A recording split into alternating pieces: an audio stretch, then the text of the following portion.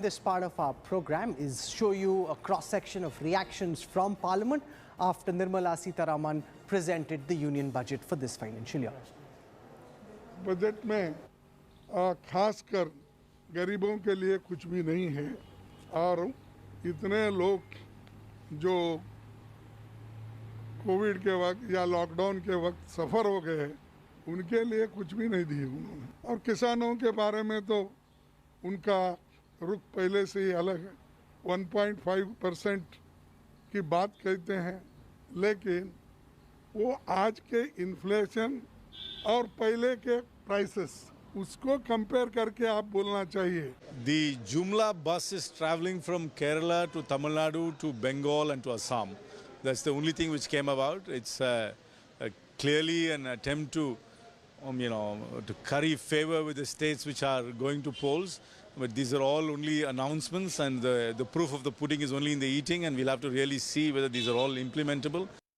Unfortunately, these states are going to face a major assembly polls in which the BJP is eyeing at. And I think this is a purely political drama where Kerala, West Bengal, Assam and Tamil Nadu are included in the national highway budgets. But I don't think for the last many years these projects have taken off. And this would be something, would be like a kind of eyewash in the election scenario in front of the assembly election polls. Ladakh को एक central university मिला है sir. भैया central university बनाते बनाते भी जिंदगी गुजर जाएगी। आपको लगता है सर ये बजट आम जनता के लिए नहीं है जैसा कि आप कह रहे हैं? भैया मैं कहता हूँ कहने को तो बहुत कुछ है, अब कितना निकलेगा इसमें से वो पता लगेगा। I don't know how they estimated that for vaccination purpose they required 35,000 crores in this budget. How they come to conclusion about that amount. Then regarding the road development, what they announced, only 3 states. I think all the 3 states will going to general elections another 2-3 months. I think this budget is not a central government budget, this is the election budget. So I want to get some corporate reactions now to this budget. I want to go across to Harshvardhan Neotia, chairperson of the Ambuja Neotia Group. Mr. Neotia, welcome. A lot of focus on this in this budget on infrastructure in the roadways and railway sector. What kind of a multiplier effect are you hoping this will have on companies such as yours? Well, overall, I think the budget is excellent given the backdrop of the pandemic and the fact that we had to ratchet up a 9.5% fiscal deficit. The fact that the finance minister has kept the feet on the pedal of capital investment, not shied away and continued to have a larger fiscal deficit than the FR's BM Act provides for the next 3-4 years, I think is testimony to the fact that there is going to be a focus on infrastructure, there's going to be a focus on development, and of course, affordable housing has found a mention, which is very, very important. There is also a significant increase in allocation to healthcare. Clearly, that was an underbelly that we discovered at the pandemic, which was not adequately supported. So that's something which is very welcome. I think overall, I think there's a lot of things to cheer about. One area that I found missing in the budget, and maybe it's to come later, is the support to tourism and aviation, which is one of the most adversely impacted sectors. So maybe they will wait for more opening up before they do something. Stay with me on this. I want to ask Subhash Garg about the lack of incentives for the tourism and aviation sector. Now, the tourism and aviation sector has been hoping for government support since the pandemic started. And multiple times in the build-up to the finance minister's budget, there'd always be this buzz that there'd be some kind of an allocation or some kind of policy incentives. It hasn't come through in any meaningful way.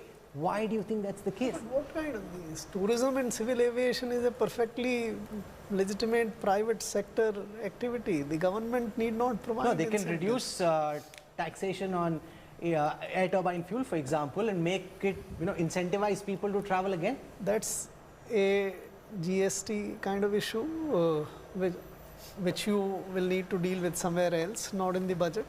And it's not such an important issue. Today, you're not flying. There's hardly any, so this is not a pressing One issue. must also consider the question in the face of what's happening, what level of public engagement we are having, whether people are.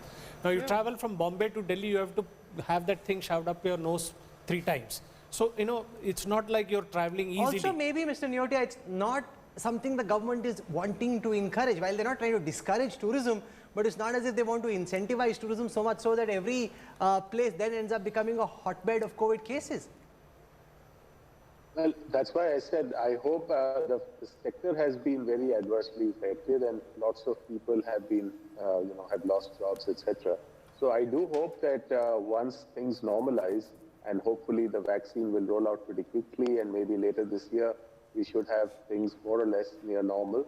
That's the time when with some kind of incentive to help them come out of the deep distress that they are in would be helpful. If I can add there, Rahul, what Mr. Neotia is saying, and the thing that pressure that could come is for tourism and aviation and others who are waiting for social engagement to be restored, is to accelerate the vaccination program. And we go back to how we can bring the private sector to be in play and, you know, speed up the process. So once you vaccinate people, you probably have a better chance of engagement. And also the very fact that the aviation sector is still 60% down from last year. Yeah. So whatever you may give to the aviation sector at this point in time, with no clarity on when it's going to open up fully, it's not going to have that much of an impact. So what we can do is spend the next few minutes looking at the thrust, the idea thrust, the word thrust of the finance minister in this budget in comparison with past budgets of Nirmala Sitharaman and other finance ministers. Remember, this is her 3rd budget, so just bear with me as I call out on the India Today Economic Intelligence Dashboard the word clouds for this union budget. So I'll take this year's budget first up.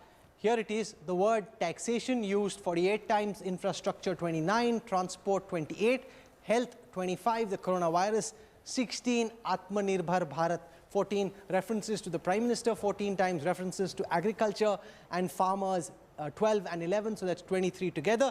If we were just to go back and compare earlier, agriculture had more thrust, 26 times agriculture, 26 times farmer. Ayushman Bharat was a big thrust area last time round, not so much this time, and also technology and education were very high up. Let's go back to Nirmala Sitharaman's first budget, where again, there the big difference is a big desire to try and draw in investment, which was used 40 times, schemes used 40 times, banks 30 times, infrastructure 25 times, and taxation 54 times. If I just go across now to the first budget of the Modi government here, the word taxation was used 89 times, financial sector 45 times, invest 39 times, manufacturing 36 times, banking 36, infrastructure 33. This is a very superficial way of analyzing a budget, but what it does is at one snapshot, it gives you a sense of what the finance minister's thrust in her own speech is.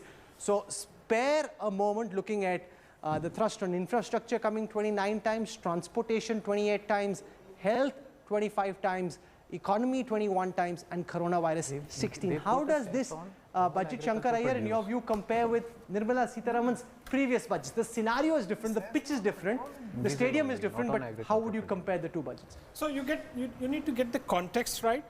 We actually moved from slowdown to lockdown to contraction to recovery. So Nirmala Sitharaman's first budget was, the world hadn't still figured out that we were slowing down that badly, and then the 8-quarter story came. The next budget speaks about agriculture because they wanted to restore demand in agriculture and in the rural economy. This budget is actually addressing a crisis. So you will see infrastructure again, the impetus is to create jobs, impetus is also to create assets. So that's why infrastructure is on top of there. And I mean, coronavirus is normal. I think the Atmanirbhar aspect, I mean, it sort of overshadows the budget, but the mentions are not that many. I looked up the speech, it has 12 mentions of Atmanirbhar Bharat. Let's go across to Naina Lal Kidwai from the Federation of Indian Chamber of Commerce and Industry, one of the sharpest minds on the finance sector. The finance minister has mentioned privatizing 2 public sector banks. Now, this has been the holy grail which the government has been expected to do, but always shy and reluctant to do. Do you think it will finally come through this time round? And if you were advising the finance ministry on which banks to pick, which public sector banks would be on your list, Ms. Kidwai? So we have to give kudos to the government for taking the bull by the horns, literally and completely, in terms of actually saying it will be 2 public sector banks. I would hope that it will be 2 of the more profitable ones. I would think likely to be amongst the mid-sized ones. I'm not going to speculate on which, but it is a start. And 12 to 14 public sector banks is far too many. Many of us have said repeatedly 5 to 6 public sector banks is what the government should look to.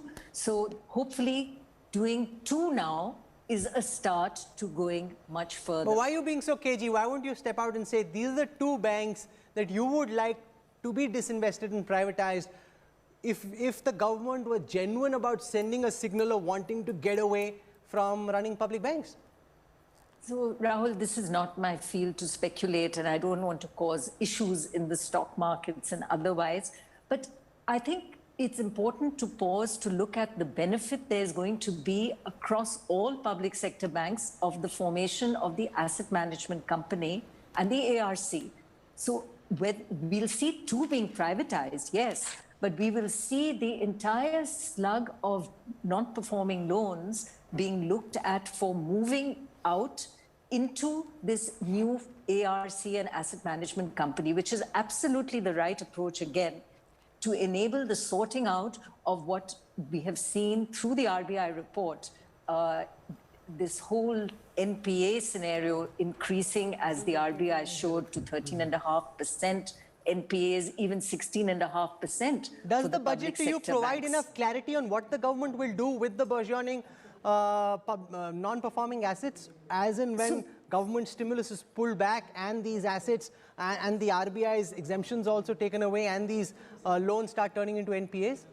So, Rahul, the way it works is that as the NPAs emerge in the public sector banks, the opportunity to move them into a place where they can see resolution quickly is what is required. I was seeing some statistics where there's a report which says that on average for everything that went into the NCLT, some 220 cases, 440 days is the average it has taken to sort these out. This is far too long.